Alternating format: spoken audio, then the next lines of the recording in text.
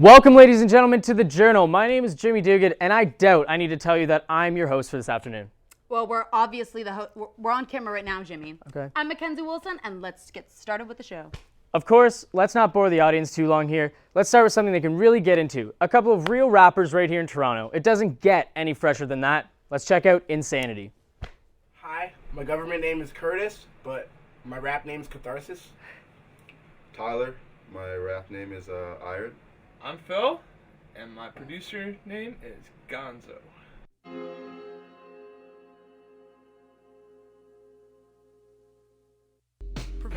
It came together over time. It wasn't something that we sat down and contemplated and delegated points to. It just kind of came together. Literally just started writing for fun, and then we were just like, well, fucking Phil makes beats, so we could probably rap these over the beats, and then we ended up making a group.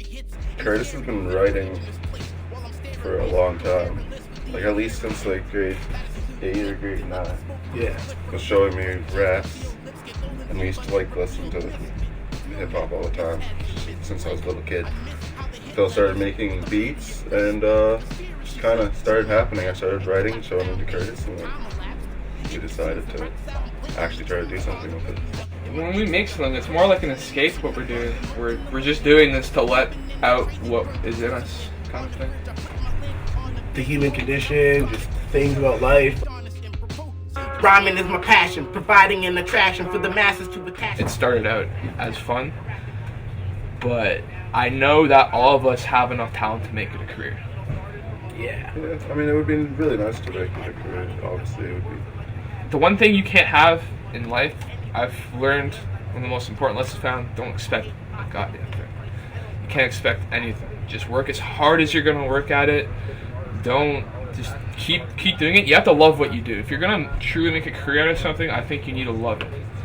Because how are you going to get into something where you wake up every day? You're not happy. You don't want to wake up for what you're going to do.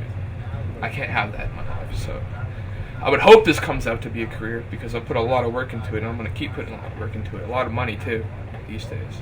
Because respect is earned, so my stress is burned by pen and writtens that'll test your nerves while I'm getting served my lemon chicken. I don't want to sound like tooting my own horn, but we're not the regular run of the old mill. Phil's beats alone, you can't compare one of them to each other. They're completely different. All the different types of styles that he does, he puts into it are completely different. So what we have going here is something. So we want to make it into the biggest thing possible. We have a really sick place to record at. I mean, we're so blessed to have the connections that we do right now. We're in a world-class isolation booth doing stuff with thousands of dollars worth of audio gear. It's we can't afford this. We're so blessed to be able to do what we're doing. We'll always have our doubts, but I think I read a quote somewhere. I don't agree with it 100%, but to a certain extent, it makes sense. The greater the artist, the greater the doubt. I mean, the greatest are not completely confident in themselves. They're always bringing themselves down and down again. And that's how they always are. They always improve. They always keep getting better. And that's one thing I think that we have. We have pretty low levels of unwarranted self-importance, and we're never gonna think we're the best at it. We're never gonna stop getting better. As long as that happens, people are gonna start paying attention to you because there's a lot of whack stuff coming out these days. So basically, once you don't expect yourself to be the best, and once you get that off your shoulders, getting better is gonna happen all the time. So once that happens, people have to pay attention because now we have the digital age. It's not as hard to get your music out, and once you know how to do that, we say something. So just that in itself, people should listen. I hope they listen. We want it to be an experience. We want you to experience insanity. We want you to experience the world, because you gotta live life through experience.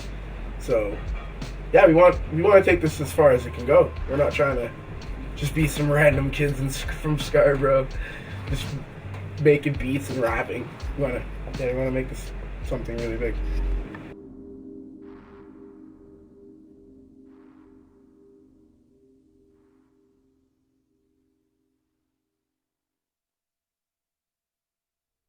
If you're just joining us, that was the Fresh Rap Duo Insanity. They're from Toronto, Ontario, and they are for real. They are so fresh.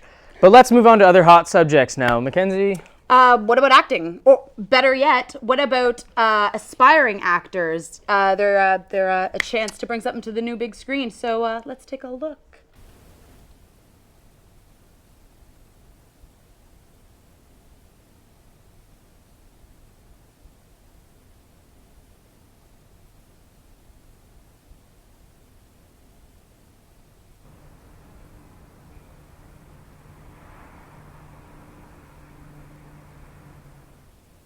My name is Dimitri Gutierrez, and I'm an actor. Today's a big day for me. I just moved into my new apartment, my family's coming over for dinner, and I'm meeting with my first talent agency. Even at the age of 12, I knew I was born to be an entertainer. I graduated university in 2011 with a degree in drama.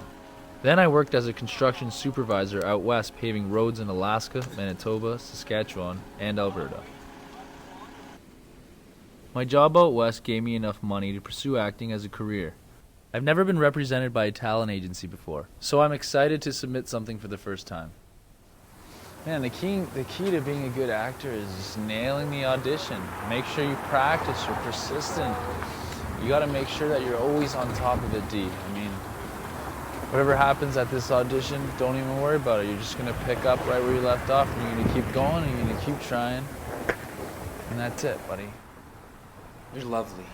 I am crazy about you. I mean, all these words I'm using, don't you see they've never been said before? Can't you see I'm crazy about you? It's a whirlwind. Have you ever been to the Sahara Desert? No, listen to me. It's true. Hey, listen. You're so wonderful. You're so beautiful. I mean, look at the way you're looking at me. Look at the way you're looking at me. I can't wait for you. I'm bowled over. I'm totally knocked out. But you dazzle me, you jewel. My jewel. I'll never sleep again. No, listen to me. Well. The audition took longer than expected. Now I gotta go home and start dinner before my family gets here. I hope my grandma approves.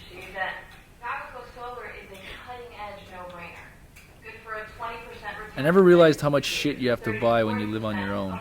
We don't even have a potato peeler. Thankfully, my new roommate Jordan at least had some knives from his old apartment.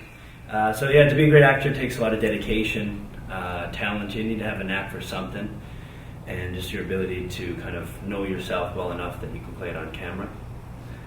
My family's finally arrived at my new place and dinner is served.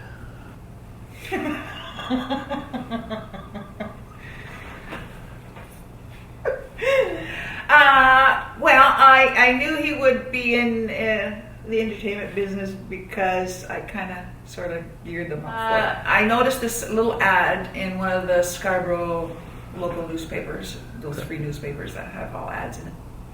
And it said, auditions for Oliver.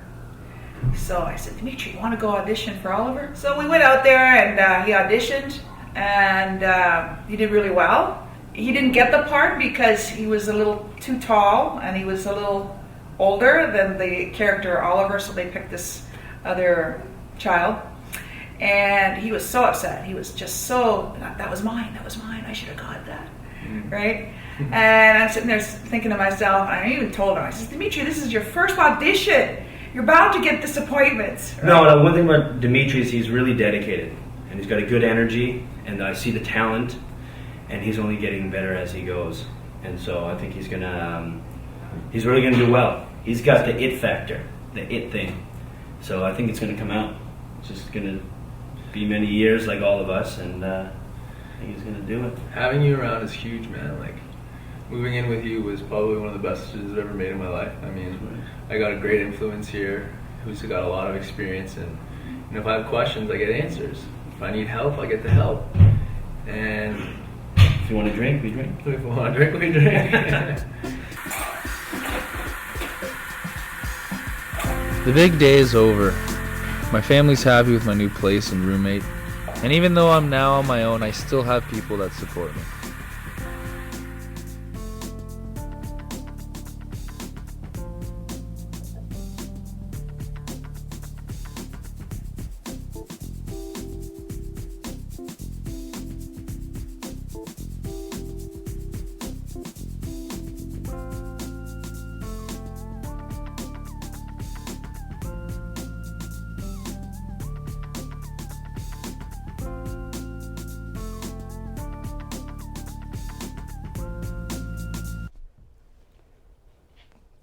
That was way too inspiring. That- Way too inspiring. It made me want to inspire. I was inspired, but let's inspire people with these next clips. Here's one about a hardworking man at an ice rink. How many people do you know that work at an ice rink? Or, yeah. Not too No. many. Check it out.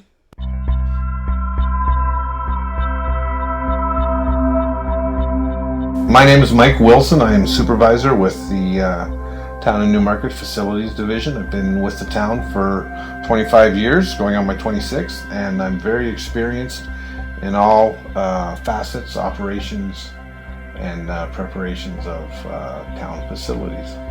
My experience with the town started actually in the town of Aurora, a neighboring community to Newmarket. When I was a high school student, I started cutting grass in the summer, picking up garbage in the parks, all that sort of good stuff, and that evolved into a position in the facilities in Aurora. So that's where I got my initial rink experience. And then after a brief hiatus from the field, I got hired in Newmarket, and I started as a full-time, part-time facility worker, meaning that you work 40 hours a week, you get paid like a slave, and abused in most ways. So through that, I evolved into a facility operator, then a facility lead hand, and finally to the position I currently hold, which is Supervisor of Facility and Parks Operations. So what we call it is actually an ice resurfacing unit, or an IRU for short.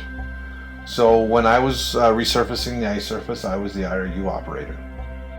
Did I enjoy being an IRU operator? Yes.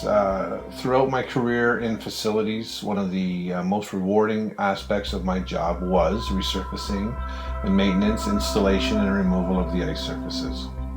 Do I think people respect the driver? Possibly, hopefully. Certainly they'll interact with the driver in other aspects of the facility, whether it's getting dressing room keys, getting directions or assistance, room setups, programs that run in the facility. So we're certainly not just IRU operators. We are facility operators, and resurfacing the ice is only one part of that job. Ice to me, it represents a canvas.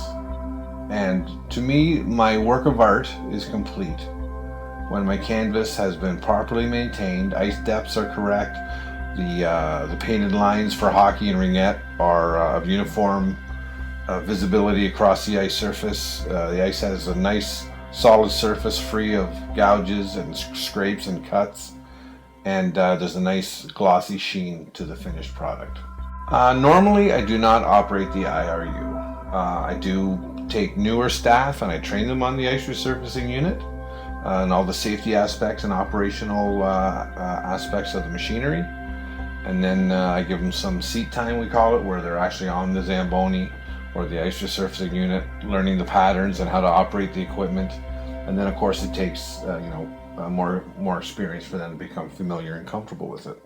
So normally as a supervisor, I ensure that the facility is properly staffed for the programming that's in it. I ensure the facility is maintained and that my staff have the equipment they need and the training and time to perform the duties they have to do day to day to maintain a clean and safe facility. I think I expressed earlier how I enjoy maintaining the ice surface and providing a safe, good ice surface for user groups, and certainly that's what I miss from my frontline staff experience. To a rink guy, and no matter what ORFA and other governing bodies come up with us, because they like to call us ice icons, and it never really caught on. I don't know why. But so for a rink guy, there's nothing more satisfying than a facility at the end of the day where the lights are dimmed down, town. All the cleaning's done. The building's secure and locked down for the night. All the cleaning tasks are complete. The ice just is glowing in its finished state, ready for the morning programming. And the building's empty. And you're washing your hands. You're putting on your shoes, and you're heading out after a successful shift. To me, that is the most satisfying aspect of the job.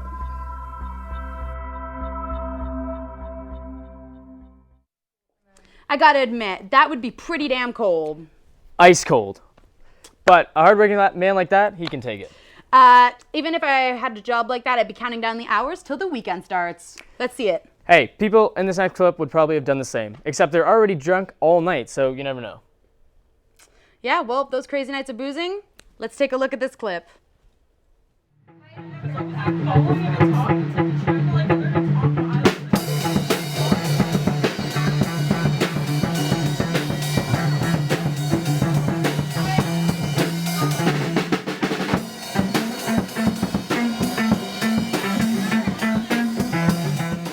It was just a couple nights ago. I decided, it's been a while since I saw some of my friends, so I decided to invite them out to my place.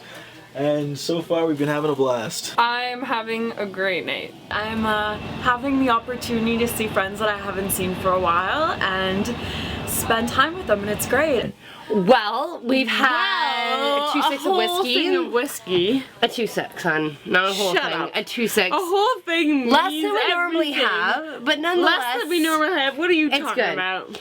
Don't know. Really don't. But nonetheless, we're having a good night. How much do you usually drink? Too much. I drink very infrequently. I would say maybe a few times a year. Tonight I had a couple of drinks, and that'll pretty much do me. I drink at get-togethers, even though I'm not drinking tonight. I've had a few shots, so I can't say I'm not drinking. I like it. I prefer liquor instead of beer. You can get drunker faster, so it's way better. Interesting. How do you find this as a way of relaxation from your normal day life? Just pretty makes you good. stop thinking. I'd say it's a nice break from everyday life because I get a chance to see my friends. Smoking relaxes my body, you know, just chills me out, makes me want to sit down, enjoy some food. You know how that goes. I mean, it's not the greatest way to do about it. A lot of people are like, well, you shouldn't do that because if you do that, it's not good for you. But at the end of the day, it's like, you know what? You, I do what I want.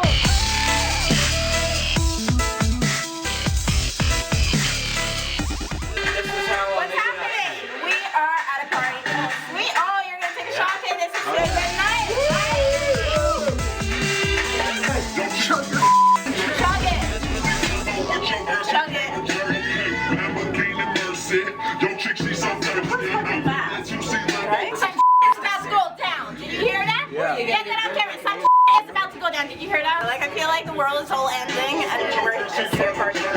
It's 2013, we're alive. Right? We made it, boys.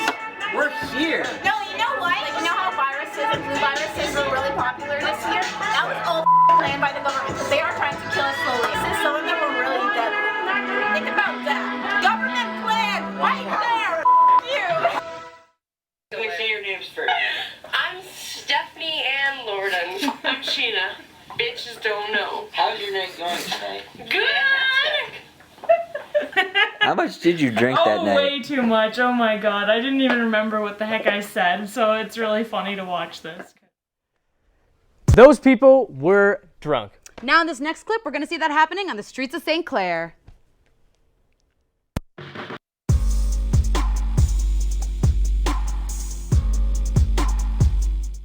I first came to St. Clair about, it was back in '95 when I moved with my parents up here from downtown. St. Clair, a lot of people know it's not the safest area, especially down in the Caledonia regions. And, you know, I've been living here my whole life. I grew up around crack, you know, meth. St. Clair, it's a hard area to get out of the gangs. You know, you really have to keep yourself underground. I've been living on St. Clair all my life. My parents came here from Ecuador. They wanted me to grow up in a safe area, and they thought that area would be St. Clair. On the year of my second grade, a group of Portuguese gangsters came in with their V-dubs and their Civic Honda VTECs. They claimed there was some sort of turf war against the Italians. I living on St. Clair for about good 12 years. My parents brought me here, so we thought it was best for the childhood. We go to the club. You know, sometimes when we go to the streets of St. Clair, you know, there's Italians and there's Portuguese. So when we go, we call each other the pork wops. Like if I had some shit I had to do over there, but I know that my shit that I like is over here, why would I go and do all that shit when I could just do this shit? Living on St. Clair is kind of rough, man. It's so far from work. The transit sucks. I got no weed, but I can tell you there's been a break-in down the street, a robbery over here, a garage that got burned down, and drug-related break-ins over there. So yeah, I went to jail last September. What happened was I went to a party over in the East End. Next morning I woke up, 2 police officers standing over me, told me they had to take me over to the Don. You know, almost got killed a couple of times in jail. Before it used to be a lot safer and there was a lot less criminal activity. But now with the recent drug clinics put in at Dufferin and St. Clair, things have started to slide downhill. Sometimes I just walk by St. Clair and Dufferin, look at the McDonald's to one side, but then I see the methadone clinic on the other side. So I just don't know where to look. They're literally out there all day long on the corner. They're like needle druggies, man. Yeah, they should start selling kush. Stay in school. Don't go to university, because it's a complete waste of f***ing time. For the kids out there, I guess in St. Clair growing up, you know, I wish them luck. I wish them the best of luck. Just make money. Make a whole shitload of money. I don't care how you do it. Just make it. And then spend it wisely or use it wisely on pussy and weed. Because everything else in this world is not worth it.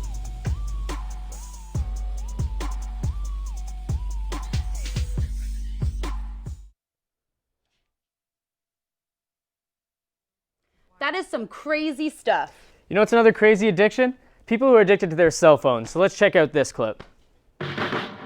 Phones. It seems everyone has one, and it's come to my attention a lot of us seem to be almost addicted to their phone. Whether it's an iPhone or a smartphone, we all seem to be obsessively checking Facebook, Twitter, or other social networks all day. People seem to be doing this more and more often, and I decided to check out just how addicted we are to our phones. My friends Maria and Justin decided to step up to the plate and take on the challenge of not using their phones for a whole day. It was early morning, and I saw Maria and Justin both attempting to get as much last-minute phone time as they could before I took their phones away. As defiant as they were, nothing could stop me. No, you don't, because you promised. You said, Amy, I'll do this documentary for you. I won't use my phone all day. But I'm going home. I'm ready to come back. Well, you're just going home. Sure. Okay, let's... But I'm waiting for Megan, damn it. It's okay. I'm gonna take good care of it. If I find another crack on it, I'm gonna kill you. Don't worry, baby girl. Tell me what you're about to do, man. I'm about to give my phone up to Amy for the day. So, balls. Okay, thanks. Thank you. At last, they were mine. Maria and Justin were pretty calm throughout the day, but when it came to a production meeting, Maria desperately needed to use her phone, but I just wouldn't let her. He looks like he's I need my phone for that though. Like I need to freaking. That's the. Like I sent an email yesterday to the guy. I really need my phone, please. You agreed. Yeah, but like. You agreed, Maria. Oh, it's for like 5 minutes. No. See, this Where's is my called phone? addiction. It's not. It's just not. for It's 5 not minutes. addiction though. I need to see. She's the a producer. dog. She needs to contact Thank people. you. I wouldn't give in, and it came to a point where Maria had had enough. Amy. Yes. Phone. I can't. Why? It's for the dog. No. She went to go tell me. This is for fuck. Yo, man. Yo. I got it. You agreed to it, Maria. What? Girl, stop. There's a fucking camera. Yo, get this on camera. Ow. You have a Oh, God. on camera. Yo, what the f***? Where are you? Alright. Addiction. This is straight up. I'm not. I need my phone. Maria didn't know, but I had hidden it somewhere she would never find. It was now a new class, and Maria and Justin were stressed and bustling about as they were about to put on their first live show for the journal. Justin did his best to keep busy. However, once it became a wait game for the show to start, he got a little bit antsy. Yo, what's up? So we get our cell phones back soon? Is that a cell phone? Yeah. Can I have it? I didn't put your No. Oh. I was off this morning because everyone was texting me, but now it's just like I want to text everyone. I don't know why. It's just, I don't know. Wait, you took his cell phone? Yeah. That's so evil. Yeah. Sorry, I'm gonna text message. Hold on. The devil! It's all just gonna get peeled up within a week. Devil! Wait, did you take Maria's phone? Yeah, she's freaking out. She actually is She's flipping out. freaking out. Becky, is there anything I can do? The one day you take her phone away from her. Oh my god, I've been looking for her everywhere. Did you make a Oh. Did you get that? It's driving her crazy too. It was finally the end of the day, and I figured it was time to give back their phones. Justin, What's up? do you want your phone back? I'd love my phone back immediately. Come here. Stand here with Maria. I want this to be an exciting occasion. So, what have you learned? Then Maria gets really angry. Dear Maria. And I'm relatively calm. A little antsy though. Very antsy, but calm. See, Maria's all calm now because she knows she's gonna get what she wants. No, she's just ready to punch somebody. All right, well, here you go, Maria. Is that mine? No, she's like, She didn't have it so long she couldn't even recognize her phone. Here you go. Thank you. Congratulations, you did it. Thank you. That was a crazy clip. You know what isn't crazy though? MS. Now let's take a look at this clip about it. Serious. Hi, my name is Adafe Sadruddin, and I was diagnosed with multiple sclerosis in 2009. I used to be at York for Fine Arts Cultural Studies, and then I transferred to George Brown and did a little short film, and that kind of connected me to now being a full-time student at the Toronto Film School for film production. I go to my neurologist, my MS doctor, Dr. O'Connor at St. Michael's every 6 months to see how's everything going, and I do my physical, and I also do electrotherapy. What causes MS, the basic things from what they found in their research, from what my doctor told me, is genetics. It could be stress level and everyday physical and health problems, or it could be a viral infection that a viral infection could trigger it. The first time I had it, it was like a few weeks, half of my right side was numb. I still functioned the same, but then it went away and it just ended up leaving numbness in my right hand. I'll never be 100% again. It's irreversible type of thing. So you always have to be very conscious and prepared for that, but still live your life. Try not to be afraid and just learn as you go. Just keep going.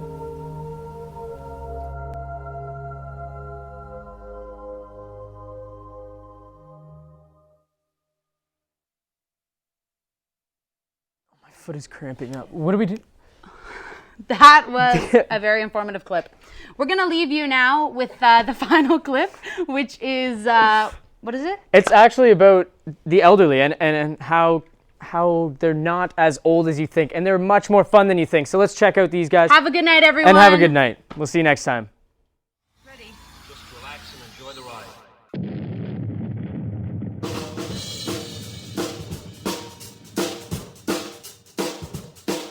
You're looking for the weirdest couple.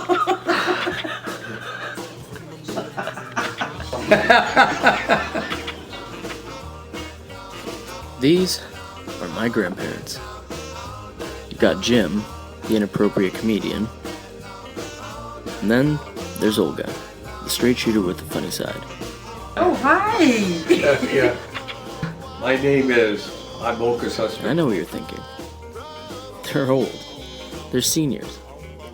They're no fun. But you're totally wrong. Favorite band or... Rock and roll. You gotta be more specific. Oh, a Western. Hank Snow. Hank Williams. Actually, it would be Elvis. Of course. Back in the early 50s, there's a lot of good rhythm and blues singers back then. Joe Turner, Fats Domino, Little Richard. They were all the best. Stomping Tom. He was a very good man. Okay.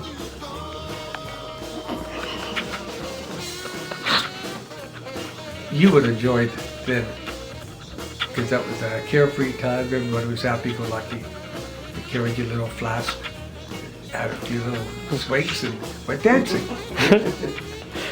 Dancing was pretty well every night of the week. I remember Tuesday night and Thursday night was the Bombay Beach Club. That was down on Woodbine and Danforth area. The Woodbine and the beach, near the water.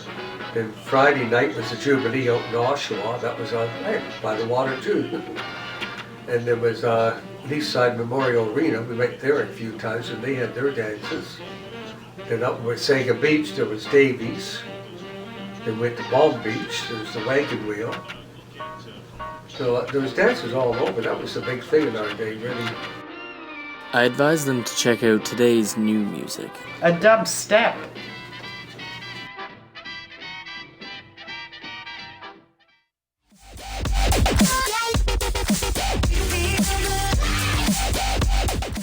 I don't know.